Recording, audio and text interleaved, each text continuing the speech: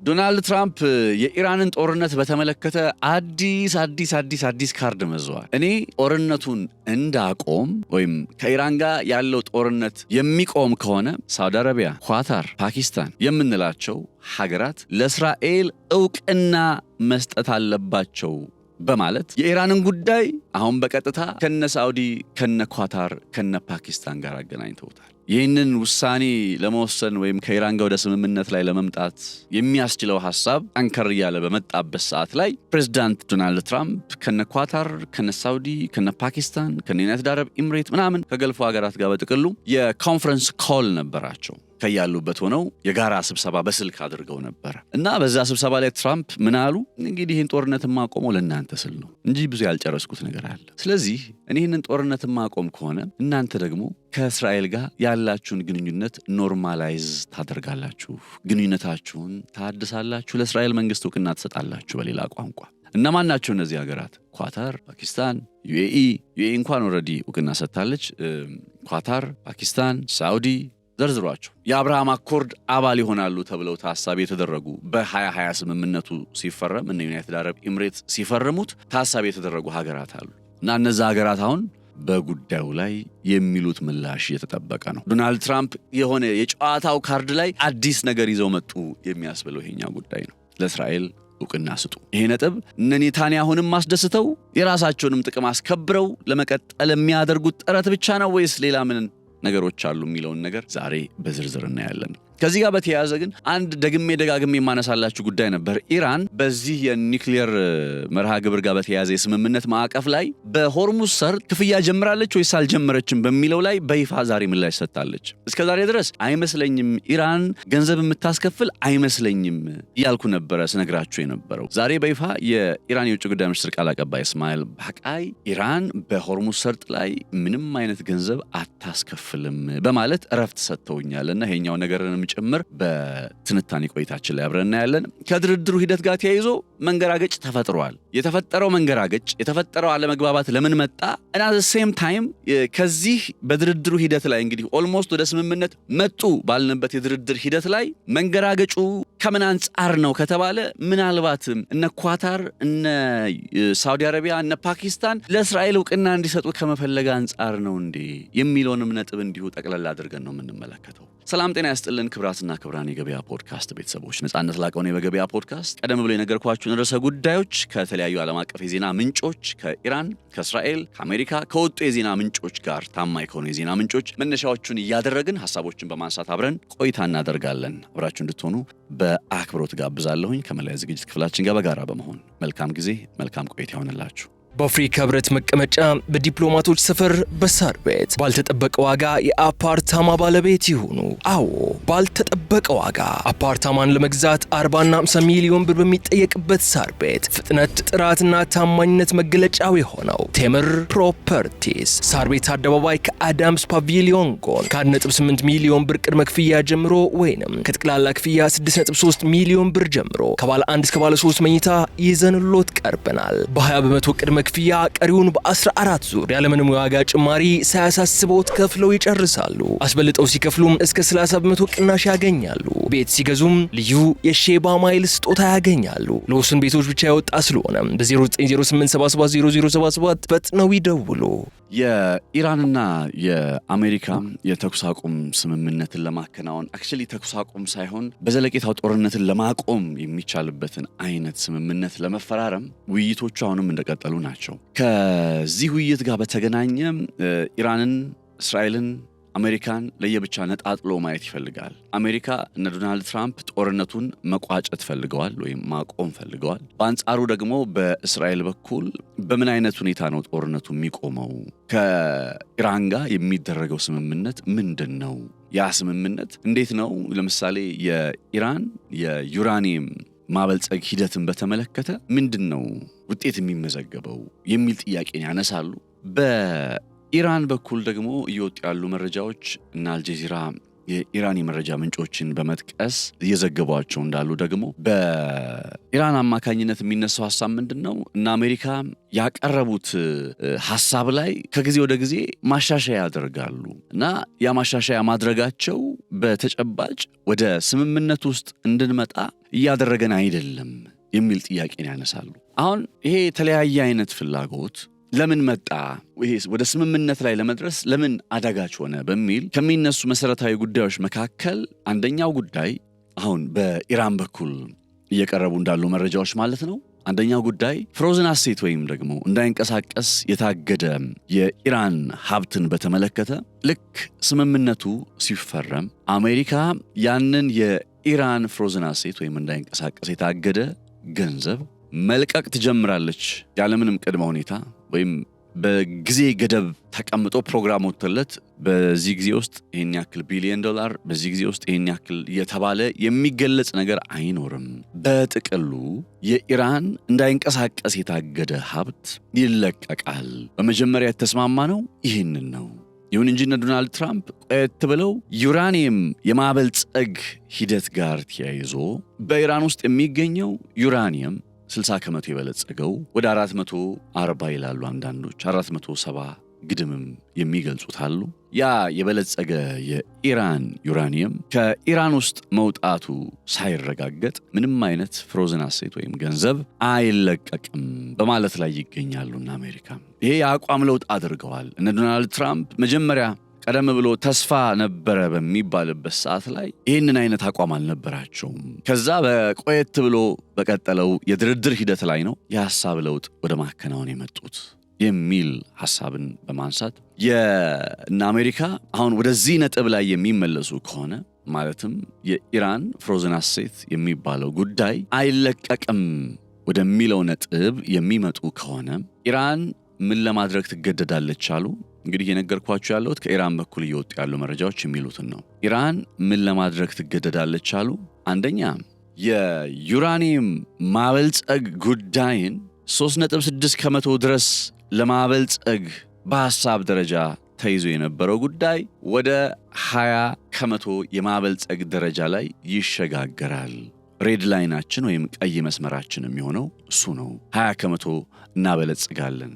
ሁለተኛው ነገር ደግሞ የፍሮዝን አሴቱ የማይለቀቅ ከሆነ ከኢራን ውስጥ ምንም አይነት የበለጸገ ዩራኒየም ቀደም ብሎ የነገርኳችሁ 460 470 የሚባለው እሱ ዩራኒየም ከኢራን እንዴትም አይወጣም ወደሚል ነጥብ ውስጥ እንመጣለን። ይሄ ቀይ መስመራችን ሆኗል።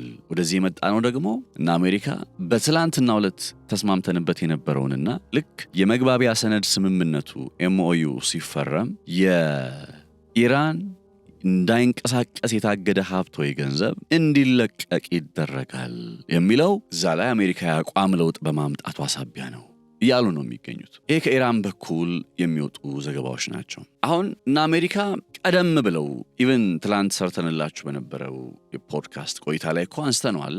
ከዚህ በኋላ ይሄ የሰላም ስምምነት ሂደት አልበቃል የተናገርኩትን ላስታውሳችሁ። ይሄ የሰላም ስምምነት ሂደት ላይተገበር የሚችልበት ምክንያት ከእስራኤል ጋር ተያይዞ በሚነሱ ጉዳዮች ብቻ ነው የሚሆነው እያልኳችሁ ነበር።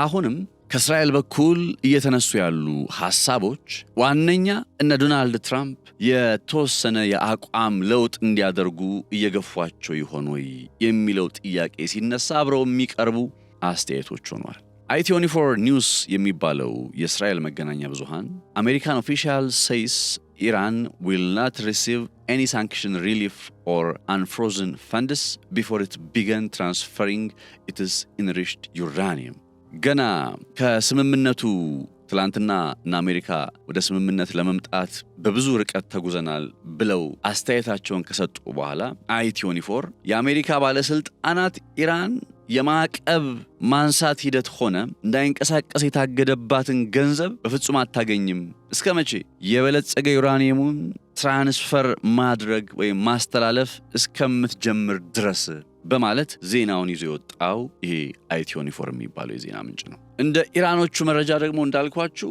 የታገደባት ሀብት በሁለቱ ወገኖች መካከል ስምምነት MOU የሚባለው የመግባቢያ ሰነዱ ሲፈረም ወዲያውን ይለቀቃል የሚል አይነት እይታን ያላቸው። የተስማማንበትና ቀደም ብሎ በሐሳብ ደረጃ ልንቀጥል የወሰንበት ጉዳይ ይሄን ታሳቢ በማድረግ ነው። እና ኢራን አሁን ምንድነው የሚሉት? ዩራኒየሙን ከሰጠን በኋላ ወይም መስጠት ከጀመረን በኋላ አሜሪካ ፍሮዝን አሴቱን የማትለቅበት አይነት ሁኔታ ቢፈጠርስ ነው በሌላ ቋንቋ። ስለዚህ በመጀመሪያ ደረጃ አሁን የምናወራው ጦርነቱን ስለማቆም ነው። ልክ ጦርነቱን ካቆምን በኋላ በሚቀጥሉት ሳምንታት ላይ የኒውክሌር ጉዳይን መነሻ ያደረገ ውይይት እናደርጋለን። በዛ ጊዜ በተለይ ይሄ የበለጸገ ዩራኒየሙ የሚባለውን ነገር አሁን ኢራን ያለማስተላለፍ ፍላጎት የላትም ወይም ከሀገሯ አይወጣም የሚል ፍላጎት የላትም። ያው እነ ሙሽታባ የተናገሩትን ነገር ታሳቢ እናደርጋለን። እዚህ ጋር ፍሮዝን አሴቱ የኢራን የበለጸገ ዩራኒየም ሰማው ከኢራን ውስጥ እንደሚወጣ ሳይታለም የተፈታ ሐቅ ነው። እንዳልኳችሁ ከዚህ ቀደም እነ ሙሽታባ የአቋም ለውጥ በማድረግ ረገድ እየሞከረ ያለው ነገር የድርድር አይነት ዓላማ ካልሆነ በቀር ሌላ ከዛ የተለየ አንድምታ አለው ብዬ አላስብም። እንግዲህ ድርድሩ ተስፋ አለው ተብሎ የዓለም ነዳጅ ዋጋም ጭምር መቀነስ ጀመረ ሲባል የአሜሪካ ውስጥ የሚገኙ በጣም ከፍተኛ የእስራኤል ደጋፊ የሆኑ የሪፐብሊካን ሴናተሮች አሉና የትራምፕን ውሳኔ በከፍተኛ ደረጃ በመቃወም ላይ ናቸው ያሉት። እንዴት ነው ከኢራን ጋር እንዲህ አይነት ስምምነት የምንፈርመው? የትኛውን ግባችንን አሳክተን ነው? ያንን ግብ ሳናሳካ ለምንድን ነው አሁን እንዲህ የሚፈረመው? ከነዛ መካከል ሴኔተር ሊንዚ ግራም የሚባሉ ሰው ከዚህ ቀደምም በቪዲዮ ፖድካስት ስንሰራ የሰጡትን አስተያየት ፓኪስታንን በተመለከተ በኮንግረሱ አቀርበውት የነበረውን አስተያየት እንዳሳየዋችሁ አስታውሳለሁ። እና እኒህ ሰው ሊንዚ ግራም ዋነኛ ፕሮ ኢዝራኤል የእስራኤል ደጋፊ የሆኑ የአሜሪካ ሴናተር ናቸው። እንዲያውም በአንድ አጋጣሚ ላይ አሜሪካ ፈርስት ወይስ እስራኤል ፈርስት ተብለው ተጠይቀው እስራኤል ፈርስት ብለው እስከ መመለስ ደርሰዋል። እንግዲህ ልብ አድርጉ፣ እኒህ ሰው አሜሪካዊ ናቸው፣ በአሜሪካ ፓርላማ ውስጥ ሴናተር ናቸው። እና እንደዛቸው አይነት አቋም ያላቸው በኤፓክ ወይም በሀገር አሜሪካ ውስጥ የነ እስራኤልን ተጽዕኖ ቀጥ አድርጎ በያዘው ሎቢ ካምፓኒ አማካኝነት የሚመለመሉ አብረው የቀጠሉ በጣም በርካታ የሪፐብሊካን ሰዎች የትራምፕን ከኢራን ጋር ወደ ስምምነት የመምጣት ጉዳይ በአጽንኦት የተቃወሙት ነው።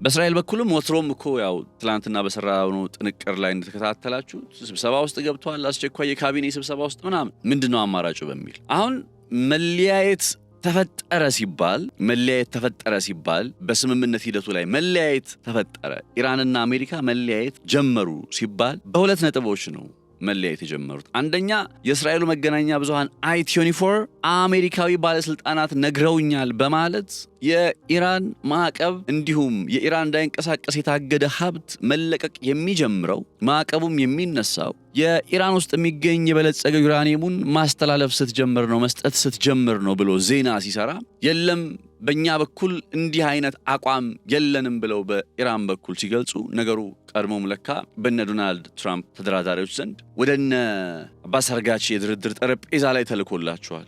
ትላንት ከነበረው አቋም ዛሬ አቋም ለውጥ አለ ያስባለው የኛው ጉዳይ። በሁለተኛ ደረጃ አቋም ለውጥ እየመጣ ነው እንዴ በሚል ጉዳይ በኢራን በኩል ደግሞ ያለውን ነገር ካያችሁት በተወሰነ መልኩ ኢራን የሊባኖስ ተኩስ አቁም ጉዳይ ሊባኖስ ላይ ጦርነት ይቆማል በሚለው ነገር ላይ አሜሪካና ኢራን በመርህ ደረጃ ተስማምተዋል። እስራኤልም እንደምታውቁት የ45 ቀናት የተኩስ አቁም ማስተግበር ከጀመረች ዋላ ደር ብላለች። ያው ተኩስ አቁም ትበል እንጂ እስራኤል በፈለገች ጊዜ የምትጥሰው በፈለገች ጊዜ ደግሞ የምታከብረው አይነት የተኩስ አቁም ነው። ከትላንት ወዲያ በሊባኖስ የተለያዩ አካባቢዎች ላይ ሲደርሱ የነበሩ ጥቃቶችን እናስታውሳለን። እና ይሄ የሊባኖስ ነባራዊ ሁኔታ እነ ዶናልድ ትራምፕ በአንድ መልኩ እስራኤልን ፕሮቴክትም መጠበቅም ይፈልጋሉ እና አወዛጋቢ ወይም ብዥታ ባለበት አይነት መልኩ ነው የሊባኖስ ጉዳይ እየተያዘ ያለው ማለት ጀምራለች ኢራን። ምን ማለት ነው? እስራኤል ራሷን ከአደጋ የመከላከል መብት አላት። ስለዚህ እነ ሊባኖስ አደጋ ከደገኑባት በየትኛውም ጊዜ ጦርነቱን ልትቀጥል ትችላለች የሚለውን ነገር መነሻ ያደረገ ሐሳብ ነው እና አሜሪካ ያቀረቡት። አዎ እስራኤል ጦርነቱን ታቆማለች፣ ነገር ግን ራሷን ከአደጋ የመከላከል መብት አላት። ኢራን ደግሞ ጦርነቱ ይቁም፣ እስራኤልም ወደ ግዛቷ ትመለስ የሚል አቋም አላት። ያው አሁን ላይ ከ10 እስከ 14 ከመቶ የሚሆነውን የሊባኖስ መሬት የሊባኖስ ምድር እስራኤል በጉልበት ተቆጣጥራለች እንደምታውቁት። ለዚህም ያው ምን አይነት ምክንያት እንደሚሰጡን እናውቃለን። እስራኤሎች ጠቅላይ ሚኒስትር ቤንያሚን ኔታንያሁ የሰው ሀገር ግዛትን ወረው ይዘው ያ የወረሩትን ግዛት ላይ ከባባድ ሰቅጣጭ በጦር ወንጀል የሚያስጠይቅ አይነት ወንጀሎችን እየፈጸሙ መቀጠል መቼስ ብርቃቸው አይደለም። ከጋዛ በፊትም ጀምሮ በተለይ በጋዛ ደግሞ በግልጽ እናቃቸዋለን። በዌስት ባንክም እንዲሁ። አሁን በሊባኖስ ውስጥ ሌላኛው የእስራኤል ራስን ከአደጋ ለመከላከል የሚል ታፔላ የተለጠፈለት የሰውን ግዛት የመውረር አይነት እንቅስቃሴ በመከናወን ላይ ነው። እና ይሄ የእስራኤል መንግስት አቋም እኔ ገና የድርድር ሂደት ተጀመረ ምናምን በሚባልበት ሰዓት ላይ ይሄ ድርድር እንዲሳካም እንዳይሳካም ዋነኛዋ እስራኤል ነች ብያችሁ ነበር። መለስ ብላችሁ ገና ድርድር ተጀመረ በሚባልበት ሰሞን ላይ የሰራዋቸውን የፖድካስት ቆይታዎች ተከታተሏቸው። አሚን አቃለሁኝ ምናምን ለማለት ፈልጌ አይደለም። ነገር ግን ፓተርኑን ለሚከታተል ሰው ግልጽ ስለሆነ ነው። ኢቨን ትላንትናም በቃ ከእስራኤል በኩል የሆነ ነገር ካልመጣ በቀር እነዚህ ሁለቱ አካላት ላይስማሙ የሚችልበት እድል ኦልሞስት በብዙ ጉዳዮች ላይ ተስማምተዋል። አሜሪካ የኢራን መንግስት አሁን ጦርነቱን እናቁምና ቀጣይ ስለ ኒውክሊየር እናውራ የሚለውን ያቀረበውን ጥያቄ ተቀብላ እነ ትራምፕ በዚህ ማዕቀፍ ውስጥ ለመቀጠል ዝግጁ ነበሩ። ሌሊት ላይ ምን እንደተፈጠረ አናቅም። ያው የስልክ መልእክቶች እንደሚኖሩ ይጠበቃል። ጠቅላይ ሚኒስትር ቤንያሚን ኔታንያሁ የነጩን ቤተ መንግስት ሰዎች ደጋግመው በስልክ አግኝተዋቸዋል ይባላል። እነ ትራምፕ ላይ ጫና ሊያሳድሩ የሚችሉ አይነት ድምጾች ተሰምተዋል። እና እነዚህ ጉዳዮች ዶናልድ ትራምፕ አስተዳደር ትላንትና ማለዳ ላይ አቅርቦት ከነበረው ወይም ደርሶበት ከነበረ አቋሙ ሸርተት ብሎ ወደ ምን አይነት ነጥብ ውስጥ መጣ አስባለ የአቋም ለውጥ ላይ እስራኤል ጠቅላይ ሚኒስትር ቤንያሚን ኔታንያሁ ስጋት አለብን በሚለው እሳቤ የኢራን የባላስቲክ ሚሳኤሎችና የክሩዝ ሚሳኤሎች ጉዳይ እንዴት ነው ልባት የሚያገኘው? የዩራኒየሙ ጉዳይ ላይ እንዴት ነው ሳንስማማ ጦርነት የሚቆመው የሚል አቋም አላቸው። እነ ኔታንያሁ ዩራኒየሙን በተመለከተ አሁን ላይ ስምምነት ይደረግ ባይ ናቸው። እነ ኢራን አሁን ጦርነቱን እናቆምና ከዛ ስለ ኒውክሊየር እናውራ ባይ ናቸው። እነ አሜሪካ ይህንን የኢራን ሐሳብ ተቀብለዋል። ወትሮም ከእንዲህ አይነት ሐሳብ ጋር ማትስማማው እስራኤል በአንድም ይሁን በሌላ በዚህ የድርድር ሂደት ላይ ጫና እንደምታመጣ ችግር እንደምትፈጥር ሳይታለም የተፈታ የአደባባይ ሐቅ ነበር። እየሆነ ያለው ነባራዊ ሁኔታም ከዚህ የተለየ አይደለም። አሁን በኢራን በኩል እነ አሜሪካ የአቋም ለውጥ እያሳዩ ነው። ወይም የበለጸገ ዩራኒየም ማስረከብ ስትጀምሩ ነው ማዕቀብ የሚነሳላችሁ፣ የታገደ ገንዘብ የሚለቀቅላችሁ የሚል ሐሳብን እያመጡ ስለሆነ እኛም ቀይ መስመራችንን ከፍ አድርገናል። ዩራኒየም እስከ 20% ድረስ እናበለጽጋለን። ልብ አድርጉ 3.6% ድረስ ብቻ ነበር ለማበልጸግ በ2015 ላይ ተስማምተው የነበሩት። አሁን ወደ 20% ድረስ የበለጸገ ዩራኒየም ላይ እንደርሳለን የሚለውን ጉዳይ በስምምነት ማረጋገጥ ቀይ መስመራችን ይሆናል። ሌላኛው ጉዳይ ፍሮዝን አሴቱ ማዕቀቡ የማይነሳ ከሆነ በኢራን ውስጥ የሚገኘው የበለጸገ ዩራኒየም የትም አይሄድም እያሉ ይገኛሉ። በዚህ የሐሳብ ልዩነት ላይ ዛሬ የሚቀጥለው የድርድር ሂደት ይጠበቃል። አሁን ላይ ትላንት ሰርቴን ወይም ደግሞ ኦልሞስት ለስምምነት ሩብ ጉዳይ ሊባል የሚችል አይነት ደረጃ ላይ ነበሩ። ዛሬ ፕራክቲካሊ ድርድሩ ሊሳካም ፌል ሊያደርግም ወይም ሊወድቅ ላይሳካም የሚችልበት እድል አለ። 50-50 ሆኗል። ትላንትና 80% የመሳካት እድል 75% የመሳካት እድል ከነበረው ዛሬ በእስራኤል በኩል እየመጡ ያሉ ጫናዎች ሊሳካም ላይሳካም ይችላል የሚለው ነገር ጠንከር ብሎ እንዲደመጥ ምክንያት ሆኗል። ከድርድሩ ጋር ተያይዞ ያለው አዲስ ነገር ይህንን ይመስላል። በአፍሪካ ህብረት መቀመጫ በዲፕሎማቶች ሰፈር በሳር ቤት ባልተጠበቀ ዋጋ የአፓርታማ ባለቤት ይሁኑ።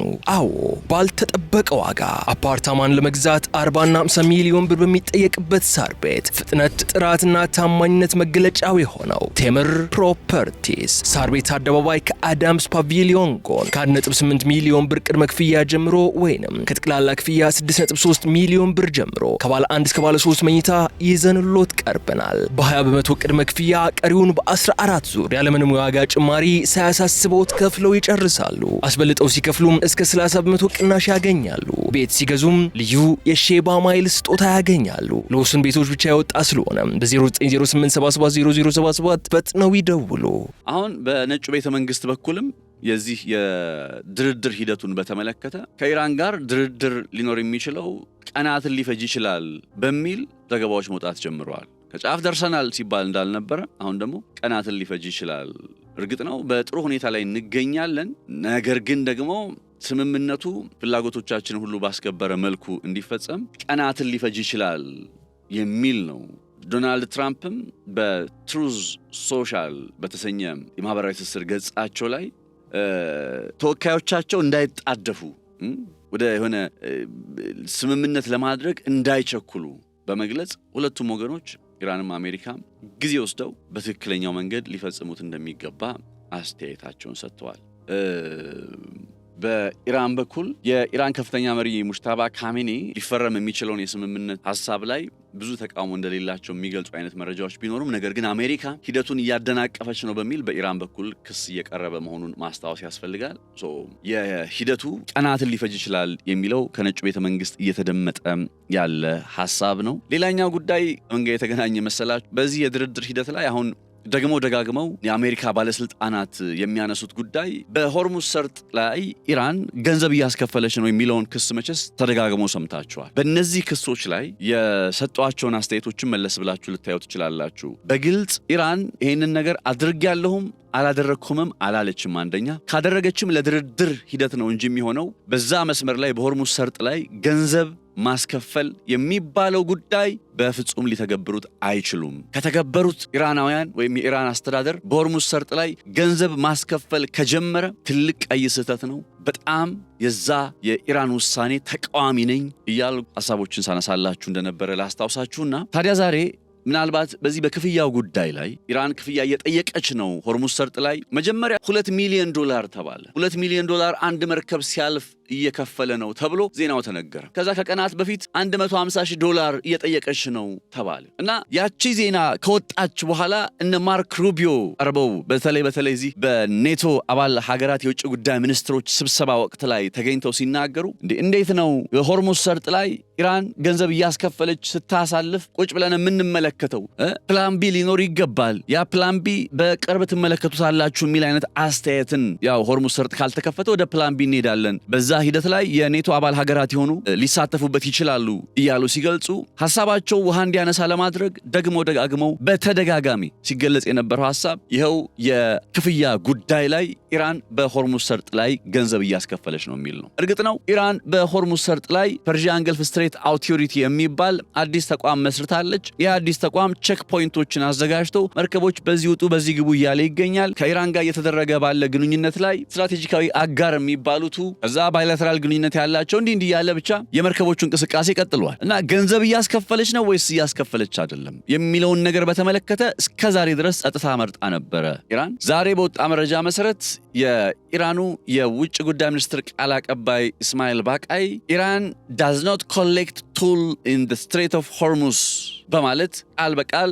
ኢራን በሆርሙዝ ሰርጥ ላይ ምንም አይነት ክፍያ እያስከፈለች እንዳልሆነ ማረጋገጫ ሰጥተዋል። ከኦማን ጋር እየሰሩበት ያለውን ጉዳይ በተመለከተም የአካባቢውን ደህንነት ለማስጠበቅ የሚያስችል ፕሮቶኮል እንጂ ክፍያ ጉዳይን ታሳቢ ያደረገ አይደለም በማለት የኢራን መንግስት አቋም ገንዘብ ማስከፈል ላይ እንደማያጠነጥን ወይም ገንዘብ ለማስከፈል ጥረት እንደማያደርግ ጭምር ነው እንግዲህ እስማኤል ባቃይ አስተያየታቸውን የሰጡት። የሆርሙዝ ሰርጥ ከተከፈተ በኋላ የሆርሙዝ ሰርጥን ለማስተዳደር የፈረንሳይና የብሪቴን መንግስታት የራሳቸውን እንቅስቃሴ ሊያደርጉ እንደሚችሉ ጭምር በቅድመ ልክ ቀርበው እንደነበር አይዘነጋም። ታዲያ በዚህ ጉዳይ ላይ ማስተያየት የሰጡት የኢራን የውጭ ጉዳይ ሚኒስትር ቃል አቀባይ ባቃይ no country other than Iran and Oman is present in the strait በሰርጡ ላይ ከኦማንና ከኢራን በቀር ሌላ ማንም ሀገር ወይም የትኛውም ሀገር የለም። ይሄ ጉዳይ የኢራንና የኦማን ኃላፊነት እንደሆነ በመግለጽ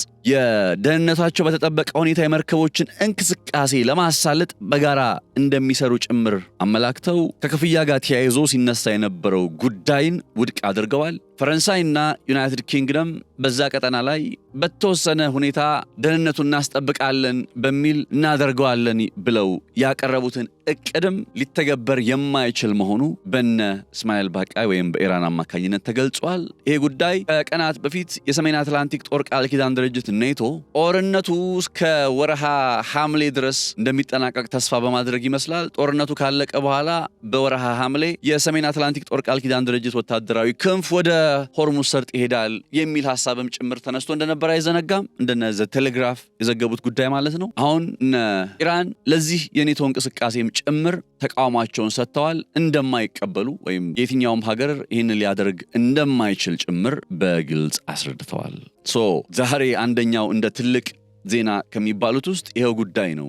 የኢራን በሆርሙዝ ሰርጥ ላይ ገንዘብ ታስከፍላለች ተብሎ ለሚዲያ ፕሮፓጋንዳ ግብአትና ኢራን ላይ ጠላትነትን ለመጨመር ሲከናወን በነበረ የናሬቲቭን ለመቆጣጠር የሚረዱ ዘገባዎች ላይ ግልጽ በሆነ መልኩ አገሪቱ ይህንን በማስታወቋ ደስተኛ ሆኛለሁ። ምክንያቱም ኢራን ማለት ይውላችሁ አሁን ላይ ያለው የኢራን ካርታ ላለፉት 500 ዓመታት ተጠብቆ የመጣ ካርታ ነው። ታሪክ ያላት ሀገር ነች። ኢራን ማለት ታሪክ ያላት ሀገር የሆነ ድም ብሎ ከምናብ የተፈጠረች ሀገር አይደለችም ኢራን። ዛስ ዋይ ኢራንን በብዙ የማደንቀው እና እንዲህ አይነት ነገር እንደማይመጥናት ነበር የሚሰማኝ። ይሄ ዓለም አቀፍ መርህን በማክበር ነው የምትታወቀው ኢራን። በነገራችሁ ላይ ዓለም አቀፍ ሕግን በማክበር ነው የምትታወቀው። የሆርሙዝ ሰርጥ ላይ እስራኤልና አሜሪካ ጦርነት እስኪያዘምቱ ድረስ አንድም ቀን በሆርሙዝ ሰርጥ ላይ እንዲህ አድርግ ብላ አታውቅም። ነገር ግን እነሱ ጦርነት አዘምቱና ለካ ዓላማቸው ሄደው ሆርሙዝ ሰርጥን መቆጣጠር ነው። ከዛ እኮ ገንዘብ ከፈሉ ሊሉ የሚችሉት እነሱ ነበሩ። የወደቦችን የማሳለጥ እንቅስቃሴ ተብሎ የሆነ ነገር ይመጣል። በቃ ያንን አይነት ገንዘብ እያስከፈለች ነው የሚለው ዜና እውነቴን ነው የምላችሁ ከወጣበት ቀን ጀምሮ ዜናው ከተሰማበት ቀን ጀምሮ ጦርነቱ ከጀመረ ከ15 ቀን ምናምን በኋላ ነው እነ ፈርስት ፖስት ይህንን ጉዳይ ይዘውት የነበረው። ጦርነቱ ከወጣ ከቀናት በኋላ ማለት ይቻላል $2 ሚሊዮን እየተከፈለ እየጠየቀች ነው። እንደ ሐሳብ እንዲህ እየተባለ ነው ብዬ ነው እንጂ አንስቼላችሁ ማቀው አንድም ቀን ይህን የኢራን እንቅስቃሴ ደግፌ አላቅም፣ አድንቄ አላቅም። አሁን ላይ በዛ ነገር ላይ ግልጽ አድርጋ አቋሟን ነገሩን እንደማትቀበል ነገሩን ገንዘብ እንደማታስከፍል መግለጿ በጣም እጅግ በጣም መልካም የሚባል ዜና ነው። በዚህ ጉዳይ ላይ ነገሩ ጥርት ብሎ መታወቅ አለበት። ኢራን ገንዘብ እያስከፈለች አይደለም። ኢራን በወደቡ ላይ ገንዘብ አልጠየቀችም። በይፋ የሚተገበር ነገር የለም። ስለዚህ ስጋታችን የነበረው ምንድን ነው? በሆርሙዝ ሰርጥ ላይ የገንዘብ ክፍያ ከተጀመረ እነ ጅቡቲስ በዚህ በኩል መርከብ ሲያልፍ፣ እነ የመን በማላካ በኩል እነ ፊሊፒንስ እነ ኢንዶኔዥያ ምናምን ስንት ሰርጥ አለ ዓለም ላይ። ሰው ሰራሽ ከሆነ ገንዘብ ቢጠየቅበት ነውር አይደለም። ለምሳሌ የስዊዝ ቦይ ገንዘብ ይከፈልበታል። የፓናማ ቦይ ገንዘብ ይከፈልበታል። እነዚህ ቦይ ነው የሚባሉ ሲጀምር ሰርጥ አይደለም የሚባሉት። የሆርሙዝ ሰርጥ ግን ተፈጥሯዊ የሆነ የፈጣሪ ውጤት ነው። በቃ በዚህ ነገር ላይ ባለሙሉ መብት ሆኖ አደጋ መደገን፣ ገንዘብ መጠየቅ፣ አደጋ መደገን ተገቢነት የለው። ዳስ ዋይ የኢራን እንቅስቃሴ ወደ እንደዚህ አይነት ነጥብ ውስጥ ከመጣ ስህተት ነው ስላችሁ የነበረው። አሁን በዛ ነገር ላይ ኢራን ነገሩን ግልጽ አድርጋ አቋሟን ማሳወቋ አይ ቲንክ የዛሬ ጥሩ መልካም ዜና ከሚባሉት ውስጥ ነው የሚለውን ልድገመው።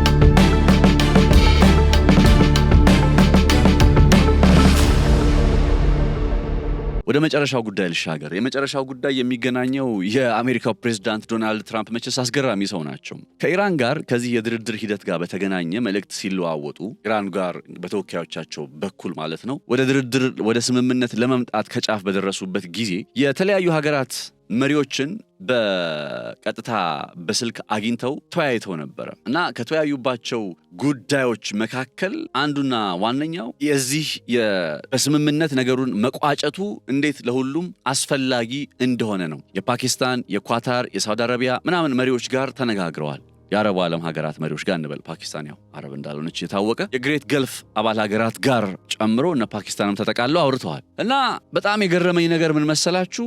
ልክ ከነዛ ሰዎች ጋር በኮንፈረንስ ኮል እየተነጋገሩ እያወሩ በቃ አሁን ወደ ስምምነት እንሄዳለን ነገሩ ይቋጫል የሚለውን ሐሳብ እየተለዋወጡ ከዛ በመካከል እነዛን የኳታር፣ የሳውዲ፣ የነ ፓኪስታን ምናምን መሪዎች ምን አሏቸው? ይህንን ስምምነት የምፈርም ከሆነ አሉ ይህን ስምምነት የምፈርም ከሆነ ከኢራን ጋር ወደ እንደዚህ አይነት ስምምነት የምመጣ ከሆነ እናንተ ከእስራኤል ጋር ግንኙነታችሁን ማደስ ለእስራኤል እውቅና መስጠት አለባችሁ፣ የአብርሃም አኮርድ አካል መሆን አለባችሁ በማለት ዶናልድ ትራምፕ ለካ ግባቸው ወትሮም ይህንን ስምምነት ያዝለቀቅ ሲያደርጉት እነዚህ ሀገራት አሁን ጫና ውስጥ ናቸው። አሁን ኢማጂን ኳታር ያለችበት ጫና አይደለም። ሳውዲ አረቢያ ያለችበት ጫና አይደለም። ከዚህ የሆርሙዝ ሰርጥ መዘጋት ጋር ተያይዞ ያሉበት ጫና አሁን ይህንን አይነት ኢኮኖሚያዊ ጫና ውስጥ እያሉ እውነቴን ነው ዛሬ በጣም ኒው ፐርስፔክቲቭ ነው የምነግራችሁ። ይህን አይነት ኢኮኖሚያዊ ጫና ውስጥ እያሉ እነ አሜሪካ ምን አሏቸው? ይህን ስምምነት የምንፈርም ከሆነ ምን እንድታረጉ እንጠብቃለን? የአብርሃም አኮርድ ስምምነትን እንድትቀላቀሉ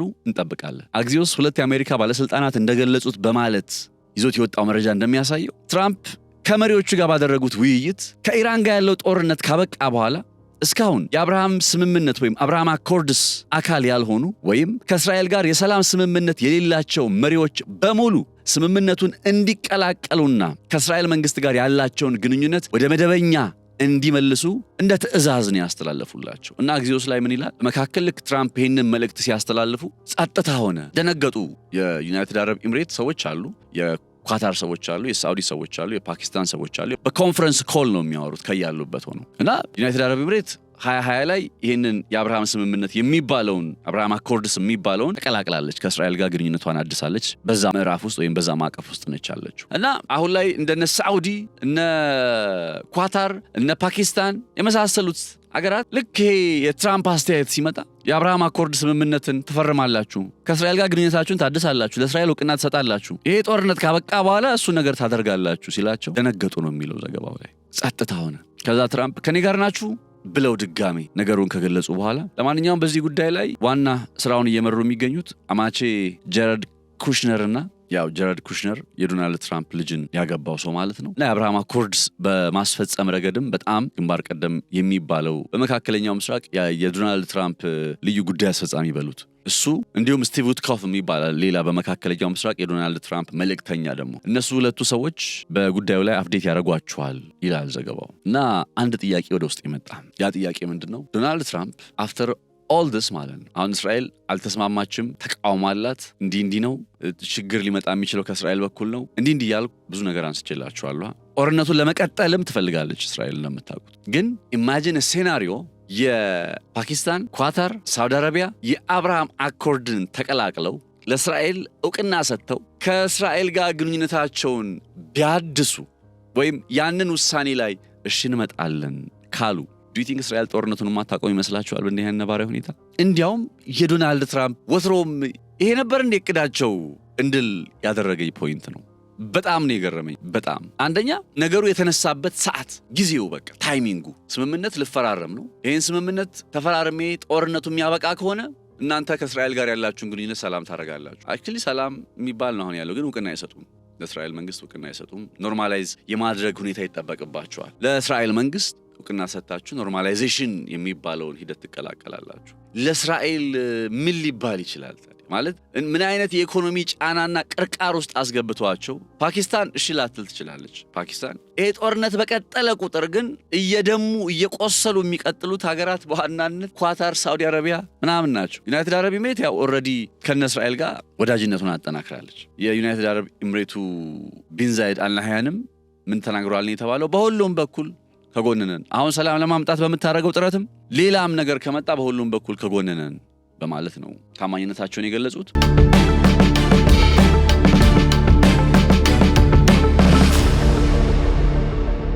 ዶናልድ ትራምፕ በዚህ አስቸጋሪ አሳቻ ሰዓት ከባድ ቁስል ነው የቀሰቀሱባቸው። እርግጥ ነው በኦክቶበር 2023 የሐማስና የእስራኤል ጦርነት ከመጀመሩ በፊት በነበሩት ጊዜያት ሳውዲ አረቢያ ከእስራኤል ጋር ግንኙነቷን ልታድስ ከጫፍ ደርሳ ነበረ የሚሉ አይነት ዘገባዎች ነበሩ። ከዛ በኋላ ነው እንዲያውም ጦርነቱ ያገረሸውና ተባብሶ የቀጠለው ምናምን የሚባሉ ሐሳቦች ይደመጣሉ። ያን ያክል ከእስራኤል ጋር መስራት ከባድ ነው ብዬ አላስብም ሆነስሊ። ነገር ግን ከመጡበት ነገር አንጻር ሀገራቱ እነዚህ የአረቡ ዓለም ሀገራት ከመጡበት ነገር አንጻር ከቁማር ነው የተጫወቱት ዶናልድ ትራምፕ። ኢፋይዶዝስ ይሄን ማድረግ ከሆነ ይሄን ታደርጋላችሁ እና እስካሁን ድረስ በብዙ መልኩ ያልተሳካባቸው ወይም እስራኤላውያን አይሁዶች ያልተደሰቱበት ነገር አለ አይደለ? ከኢራን ጋር በተፈጠረው የስምምነት ሂደት ላይ ምናምን ያልተደሰቱበት ነገር አለ። አሁን እነዛን ወገኖች በምን ሊያስደስቷቸው ነው? እነ ኢራንና እነ ኳታርም ምናምን ጫና ውስጥ አስገብተው ወደ አብርሃም አኮርድ ውስጥ ካመጧቸው እስራኤል ወይም እነ ኔታንያሁ የኢራንን ጉዳይ በይደር አስቀምጠው ከዛ ይሄኛውን ነገር እንደ ስኬት አድርገው ሊቆጥሩና ከትራምፕ ጋር ሊስማሙ ይችላሉ። ትራምፕ መሰንጠቁ ማለት ከኔታንያሁ ጋር በሐሳብ መለያየቱ ይዞባቸው የመጣውን አደጋ የሳውዲ አረቢያንና የነኳታርን እውቅና ለእስራኤል በመቸር እነሱ ካለበት ኢኮኖሚያዊ ጫና ለማገገም ፍላጎት አላቸው። እንዴት ነው የሚቀጥሉት? ለምን ያክል ጊዜ ነው የሚቀጥሉት? ኢን ቢሊየንስ ዶላር በመቶዎች የሚቆጠሩ ቢሊየን ዶላሮችን ከስረዋል። በመቶዎች የሚቆጠሩ ኪሳራ ላይ ናቸው ያሉት። ቪዥን 2030 ብለው አገራቸውን ከነዳጅ ላይ ከተላቀቀ ኢኮኖሚ ጥገኝነቱን ለመቀነስ እያከናወነ ያለው ጥረት አደጋ ተደግኖበታል እነ ሳዑዲ እና በእንደዚህ አይነት ኢኮኖሚያዊ ጫና አሁን ከእስራኤል ጋር ግንኙነት አንጀምርም ወደሚል አቋም ውስጥ ከመጡ ዶናልድ ትራምፕ ምን ሊያደርጉ ነው? ጦርነቱን እንቀጥላለን እኛ ምንም አልሆን የሚል አቋም ያላቸው ነው የሚመስለው እና ጦርነቱ እንዲቆም እነ ሳዑዲ እነ ኳታር ለእስራኤል እውቅና ይስጡ። ይሄ አያስገርምም? ጦርነቱ ከተጀመረበት ጊዜ ጀምሮ እንደዚህ አይነት ትዊስት ላይ እንመጣለን ብዬ አስቤ አላቅም ነበር። ሜቢ በጣም የጦርነቱ አስገራሚ ትዊስት ምንድነው ብላችሁ ብትጠይቁኝ አይ ቲንክ ይሄኛው ዜና ይመስለኛል። እነ ዶናልድ ትራምፕ ቀየሩ የሆነ ነገሩን ማርሽ ቀየሩ ነው የሚባለው። እነ ኳታርና እነ ሳዑዲን በተመለከተ የሆነ ካርድ መዘዙ። ያንን ጉዳይ እንደ ጦርነት ለማቆም እንደ መደራደሪያ ያዋጣችኋል፣ ጦርነቱን እኔ ላቁም፣ ከዛ እናንተ ከእስራኤል ጋር ግንኙነታችሁን አድሳችሁ ትቀጥላላችሁ ምናምን እያሉ ነው የሚገኙት ዶናልድ ትራምፕ። ምን አይነት ምላሽ ይሰጣሉ?